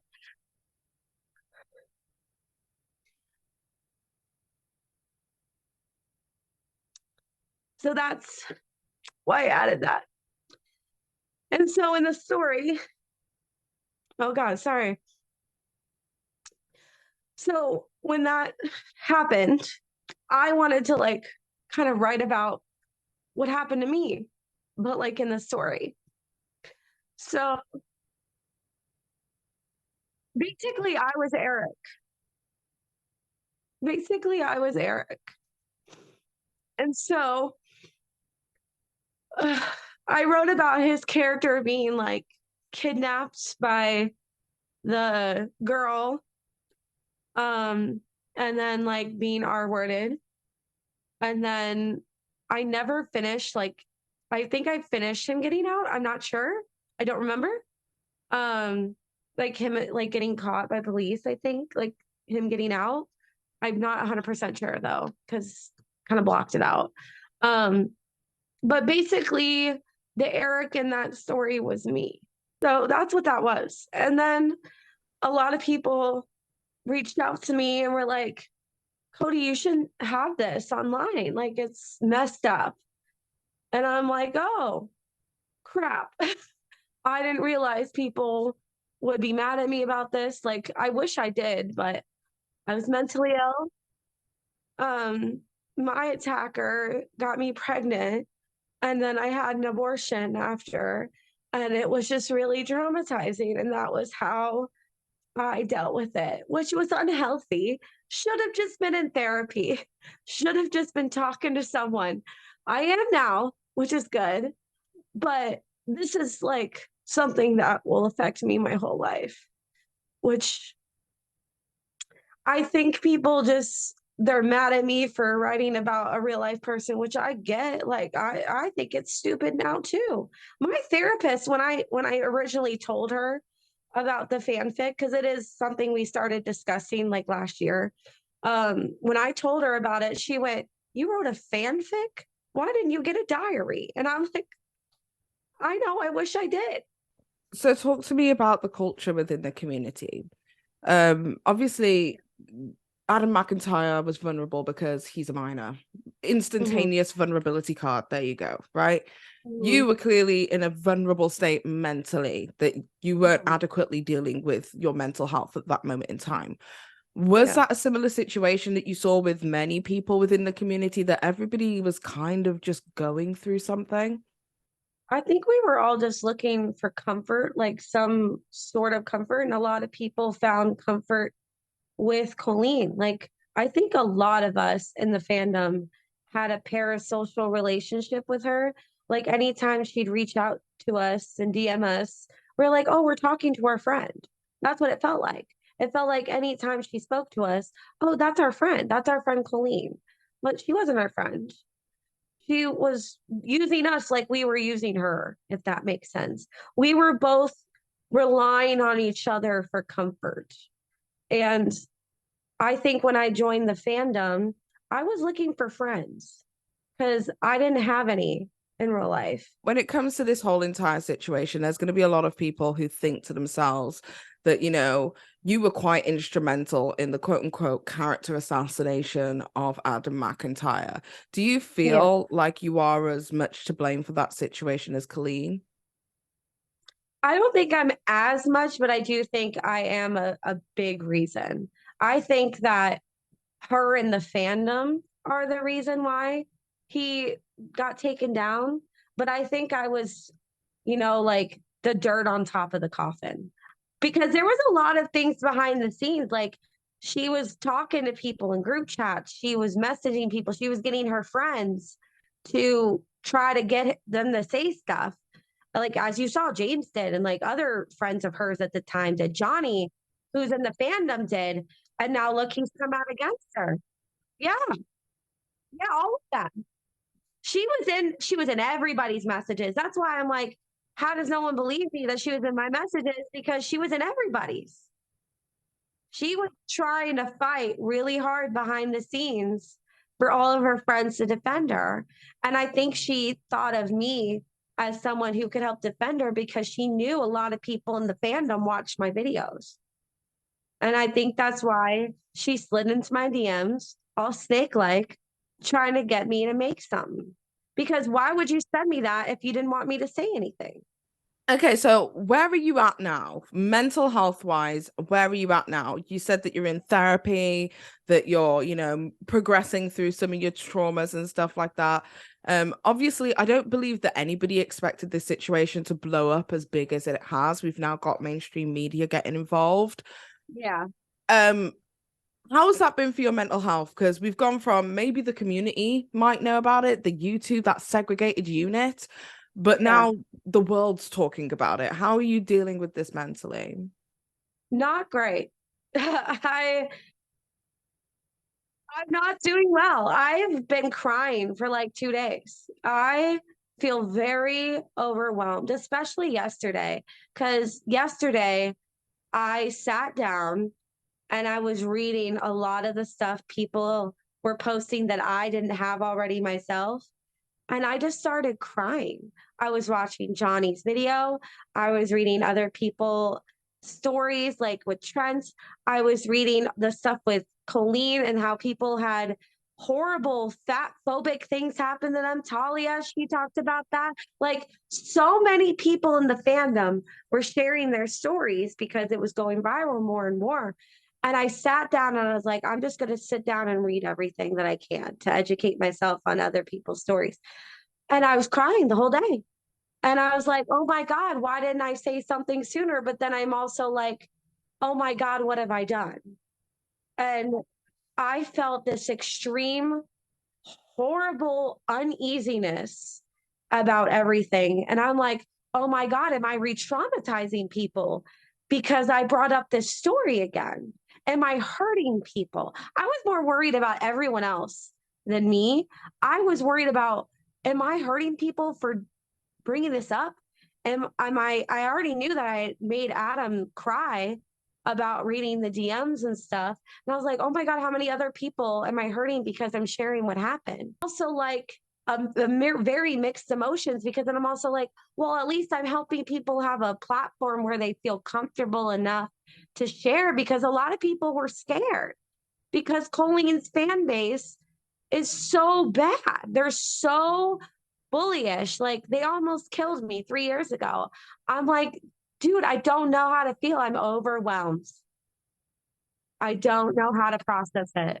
Would you say that like Colleen's fandom had become like somewhat of a community hub in a place where like you weren't really having that much outside socialization? Because I remember when all of this took place with Adam McIntyre, it was like in the middle of the pandemic. Literally everyone was developing parasocial relationships because we couldn't fucking go outside. So do you think that there was also like that extra added bit of vulnerability due to the fact that we were just creating parasocial relationships at that time? Yeah, I'd already kind of had that mentality because I didn't have friends, so I didn't really go out. The only time I left my house was to go to work. And I worked at Amazon at the time. So when you work at Amazon, you're just in like a little cubicle packing things. I used to so work like for Amazon, girl. I didn't go out. Like, like I used to you don't pack. really go out. You don't talk to people. You're so busy. Like they won't even let you have your phone. It's awful. You can't even listen to music, girl. It's bad. So you understand, like, I was very lonely. And so when all of that happens and like the Colleen stuff, I was really holding on to it for dear life. Like I started online on 2018 and I didn't really do anything with my time at the time. And I was working at a gas station before when like the James Charles thing happened. All I did was go to work and it was me. I was the only person there most of the time. And so it's just a life of lonelyhood. And then when the 2020 thing happened with Adam, I was very alone. And so I was just hanging on to my relationships with people in the fandom so hard that it was breaking me off, like it was hurting me. And then when I finally let go, I feel like I've still been falling ever since. So when you left the fandom, you left your community, you left all the people it is that you cared about, the people it is that you had generated a friendship with, the people who you were talking to every day, the people who were checking in on you. Like, how did that feel emotionally to go from having, you know, creating almost like a space for yourself to feel comfortable and with people who you believed at that time cared about you, to then suddenly having nothing? It was the darkest point of my life. I remember wanting to end my life around then, and almost did. And it was just horrible. And I want Colleen to understand, like, if she ever sees this, to understand what she did to people like me, because I felt very alone. And I felt like when I left that fandom, even though it was the right thing to do, obviously, because it places this horrible, even just talking about it, it's just re-traumatizing. It was the darkest point of my life. But I'm also grateful it happened, because that's what got me into therapy. And that's what kickstarted me into getting help, my suicide attempt. So I have this like love-hate for it, because I hate that it happened to me and I hate the trauma it caused me, but it kind of saved my life, but almost ended it, if that makes sense. It felt like she was our friend. I don't know how else to say that for us, because I was still grieving it. Like, I was still talking to Trent until yesterday. And then when I read all the stuff about Trent, and I read it, and then a lot of people got mad at me for reaching out to him, rightfully so. I understand why people would be upset about that. But my first instinct, and I was manic, and I was not doing well, and I was already going through a lot, so I wasn't making good decisions. And I reached out to him, and I just wanted to know, why would you do this? I just wanted people to know what happened with me. And after all of this is said and done, at least I didn't lie. Like, I was honest as much as I could be in my video, and I broke off content, like my contact with Trent and all the family. Like, that chapter is closed. I don't speak to any of them anymore. I'm just trying to move on, and I still have a lot of stuff that I have on them, but like, after all of this, I'm just like, maybe I should just be quiet and like let everyone else tell their stories. I think it's more important for everyone else to have their platforms. And this has become so big that I'm like, I don't know what's going to happen. I feel like I should just sit back and like let what happens play out. And if I feel like I need to say something later, I will. But right now, I feel like it's just become so much that I need to take a step back. Yeah, and there's nothing wrong with like protecting your mental health in this space either, because it's a lot. I just want to say a massive thank you to you for coming in and having a conversation with me this evening. Hopefully we've been able to tackle all of the big questions that a lot of people had, but I just hope that you look after yourself and all of that good stuff. And yeah. Right, let me start. Now, to begin with, when approaching this story, I didn't have any love or hatred to anybody. Neither Adam McIntyre nor Cody Rants are people who I would consider as friends, more likely acquaintances. So I just want to kind of put that out there first, that there's no bias towards one particular party. I truly just wanted to give everyone like a concise timeline of events of what took place here and why everybody cares so much. Whilst I believe that what Kodee did was absolutely deplorable, disgraceful, and definitely not something that I would consider at this big age, that right now is between themselves and God, and they have to deal with like the emotional repercussions of what it is that they did, the potential trauma it is essentially that they could have caused or given to other people. And I think in Adam McIntyre's case, it's kind of clear that there is residual trauma that lays there. At the end of that interview, I thought to myself, wow, you know, maybe this is this big kumbaya moment. You know, Adam McIntyre and Cody Rants have forgiven each other or whatever.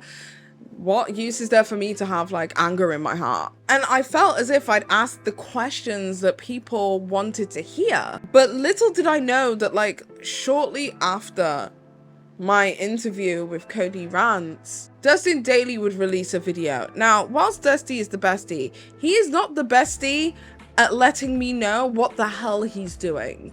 So Dustin Daily made a video about the Colleen Ballinger story. Everybody's making content on this right now, where he essentially condemned Kodee for their involvement in the Colleen Ballinger fandom and what it is that they did to Adam McIntyre, whilst apologizing to Adam McIntyre for believing what pretty much everybody else believed in 2020, that he was lying. But before I get into all of that, I want to just apologize. Literally for years, I've had issues with Adam because I thought that what he was saying about Colleen was a lie, and now it's not, and I feel terrible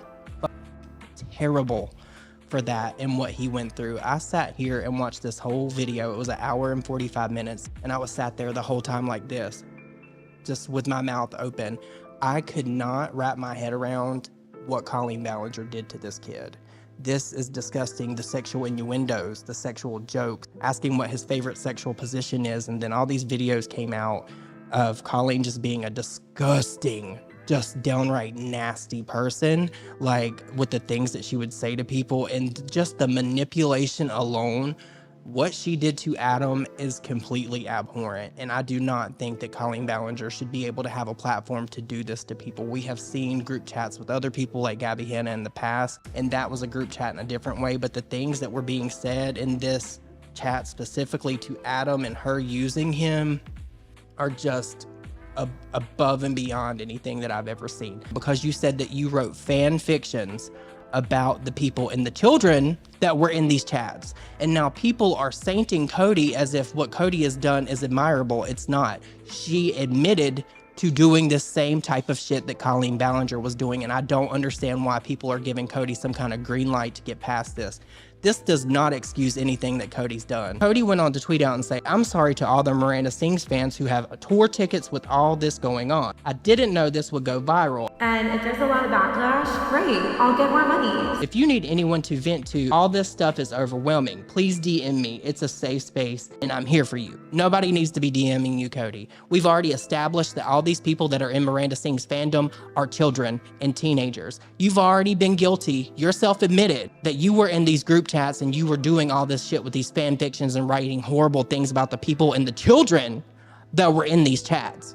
You were literally doing that. So I don't think it's appropriate for you to get on Twitter and tell these people to DM you. I'm gonna let y'all in on something really quickly. And she said this is off the record, but you know what? If you can share DMs, if you can do all this different shit to Colleen and you participated in the same shit she did, you should face the same repercussions. So on May 12th, 2020, Colleen Ballinger posted addressing everything. And it was the video where she addressed Adam and pretty much made him look like a piece of shit and deflected everything that she did or downplayed what she did to this kid. And in hindsight, it enrages me. So Colleen posted this on May 12th, 2020, right? So tell me why, when I messaged with Kodee the other day, I scrolled up to just see what the context of our conversation prior to me engaging with her in 2023 was.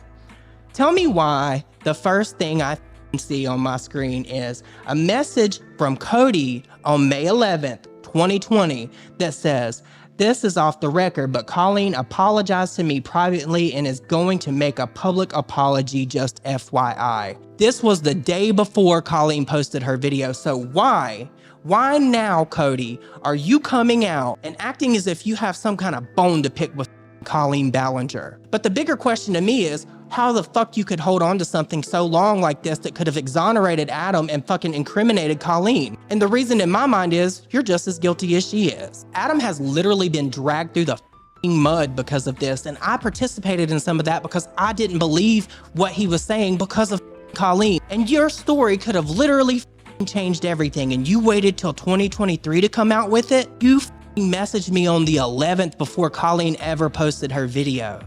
Kodee, you are the problem here. Now, I humbly believe that this video is exactly what made Cody Rants start losing it. Because several hours after my interview and about an hour or two after Dustin Daily had released his video, Cody Rants would go forth and delete all of their social media, then undelete their social media, delete all of the content on their YouTube channel bar one, which was their Why I'm Leaving the Colleen Ballinger Fandom video. Then those of us who were subscribed were hit with a notification from Cody Rants stating that they were going to be deplatforming themselves. With peace and love, that was one of the most unhinged streams that I have seen in a long time. I have decided to deplatform myself. I think that's the best thing to do. It's not just Dustin's video, it's everything. Like, I came back to YouTube thinking I would do the right thing. I was gonna take ownership for literally everything. And I don't want Adam to think that I'd take back apologizing. It just took me some time to put the video back up because I was taking everything down. I just wish he would understand my decision. I don't think anyone will, but I just feel like the best thing for everybody is if I just don't be online anymore. Does that make sense? It's just so much to have all these people attack me. It's so much. It's so much to have everyone attack me and call me names. Like, people are calling me a P-word because of me being in the group chats, and it's like, no. Before I leave, I figured I would just go live. Like, what do you want me else? Like, what else do you want from me? I just don't know. I just don't want to do this anymore, man. I just feel like if I just go, isn't that what you wanted? Am I wrong? Am I wrong? So sorry about all the group chats. I'm just so sorry. I'm just so sorry. I really didn't mean to do all this. I was sick. I don't want anything from anyone out of the stream. I just want to know what you want. Like, what do you want? What do you want from me? Like, do you want me to die? Is that what the bully, like, that's the goal? Because it's not going to happen. I don't want that to happen. Because, like, if people, I'm trying to do the right thing. Like, don't you want me to just deplatform myself and leave? Like, what else is there? Like, I'm trying to see. Like, what else is there? What else do you want me to address? What else do you want me to do? I'm trying my best here. Like, I don't know what else is there. I'm trying to even see, like, what more do you want from me? Cody Rants comes in and victimizes themselves, centralizes themselves in this discussion. Essentially, in Cody Rants' world, Cody Rants is the main character.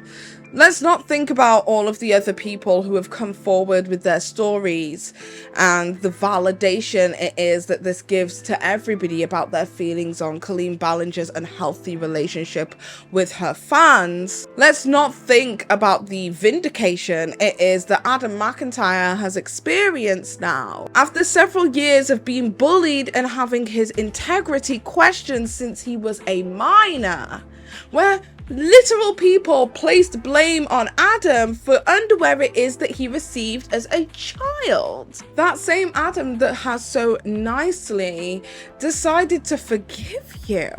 No. You're the victim right now, and we're going to centralize the story on you because you're the main character. They spent hours in a live stream where the majority of their audience were telling them to get off, staying, and continuing this cycle of attention. There was somebody else who said this has got to be like a trauma kink at this point, and I can only feel the same. There was nothing positive to have gained from that situation besides spotlighting that you were not in a good place. And quite frankly, you could have not been in a good place without the spectacle. If people are being mean and calling Kodee a pedophile, a predator, then that is only the minority. Let's be real. Most of us out here with critical thinking can work out that this is a person who definitely made terrible decisions that should be condemned, but this is not a pedophile or a predator. Kodee spent the majority of that stream being a sacrificial martyr to herself, while screaming that nobody understands them and threatening to kill YS. Kodee repeatedly asked from their audience what it is that they wanted from them, and the audience repeatedly told them over and over again, more times than I can count, that they need to log off. And instead of listening to the vast majority, once again, Kodee chose to listen to the minority, soaking up the negativity and all of the hatred that was coming her way from a very small minority of people. The reality is that Kodee was never gonna get off unscathed. That essentially by outing their involvement with the Colleen Ballinger fandom and how instrumental she was to the takedown of Adam McIntyre, she was in a sense doing herself some severe reputational damage. There are always going to be people who said fuck Kodee, and I told them that in the interview, but they cried and continued the internalized self-loathing. Kodee, whilst I can understand that people of interest can have influence over anyone regardless of age, I refuse to believe that you were manipulated in the same way that I refuse to believe that Tati Westbrook was manipulated by James Charles and Shane Dawson into making a hit piece. No, bitch, you made the hit piece. You aren't this fragile, dainty, bewildered wallflower when you are taking an active position. You can't be the victim when you're the perpetrator. And in my initial interview with you, I was more than willing to set that aside. What it is that you did aside for the greater good of all of the other numerous individuals who have come forward with their stories of emotional manipulation. I was willing to set that aside so that we could get to the meat and potatoes that were at hand. But your incessant need to centralize yourself in a discussion that unfortunately was much bigger than you, that became bigger than you, is ultimately what is leading many people to not take this situation seriously. That has allowed Colleen Ballinger to have the leverage to say, those people are crazy. Can you see they're like wild over there? Of course I didn't want them in my fandom, would you? This has allowed the numerous victims who have come forward with their stories to be scared of coming forward any further. This has allowed the many people that you even admitted to me in the interview that you are so proud that so many people have had the courage to come forward with their own stories about their own experiences within the fandom. You've allowed them to be scared to come forward. I mean, look what it did to you. But most importantly, and I think this is something that kind of really hit home for me personally, you've allowed the fact that Adam McIntyre, a person who gave you grace when there was none to give, where the majority of the world wouldn't have given you any grace, you allowed him to put his trust in you. The trust that he holds so dear to his heart now because it's affected forever. You allowed him to put his trust in you for you to take it away again. Unfortunately, Kodee, I think there's a lot of similarities between you and Colleen Ballinger. But hey, that's what you wanted. You wanted people to tell it to you straight. I need someone who will be brutally honest with me and call me on my shit.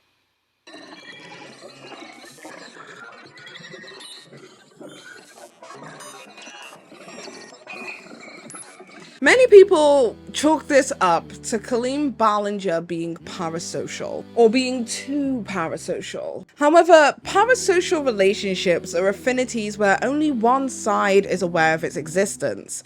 One person invests their emotional energy, interest, and time into the relationship, whilst the other party is completely unaware of the other person and the existence of their relationship. This definition of parasocial seems to run so much deeper when it's not just like the occasional interaction between the person of interest and their fans. It's a constant contact that only gets cut off the moment you are no longer useful to the person of interest. This goes beyond a parasocial relationship. This is the active manipulation of a fan base, which is truly insidious when you think about it. Colleen Ballinger fans will have lifelong memories of their favorite YouTuber. Usually when a normal person becomes disillusioned with their favorite YouTuber, they get upset about it for a while, but then they move on. But with Colleen and co, aka Corey, and their active relationship between themselves and numerous different superfans within the Ballinger family and Colleen Ballinger fandom, the friendship breakup then feels really real. People are mourning the loss of their friend the same way they would with any other friendship. And why not? They went to Colleen and Corey when their family member passed away, and they provided support and companionship. The fans confided their family trauma and deepest, darkest secrets. And Colleen and Co told you that they love you and that they care about you.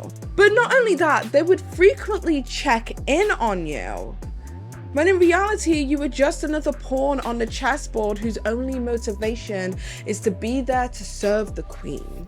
And I'm not a complete arsehole. Maybe, you know, Colleen and Corey are just two very socially unaware adults. I mean, for Christ's sake, Corey is a single 30-year-old male living in his best friend's spare bedroom. But this doesn't mean that their audience should be their friends, no matter how lonely they are. Hey everyone, it's Corey. I just wanted to record a voice memo because I have like a lot to say. But first of all, I just want to say that like I love all of you. Like you all honestly mean so much to me. Oh my god. You have no idea. I know that it sounds weird because I'm a full-grown adult and some of you are younger. Oh my god. And blah blah blah.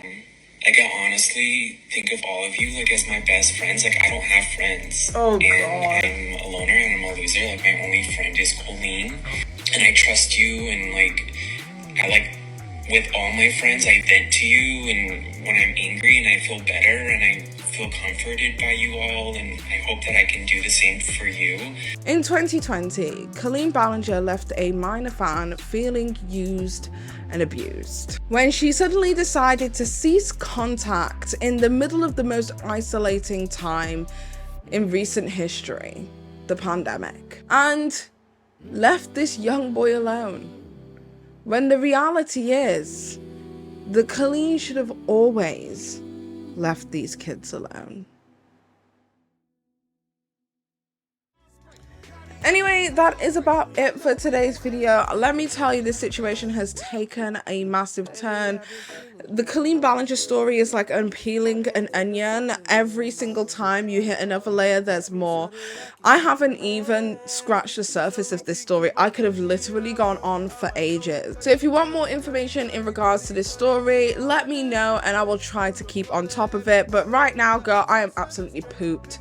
No more live streams, no more invalidating other people's stories. Everybody just go their separate ways, and hopefully we can get some kind of retribution in this situation. For me personally, I don't know what we're going to expect from Colleen Ballinger. I don't know whether we should expect absolutely nothing or whether we should expect a YouTube apology styled video.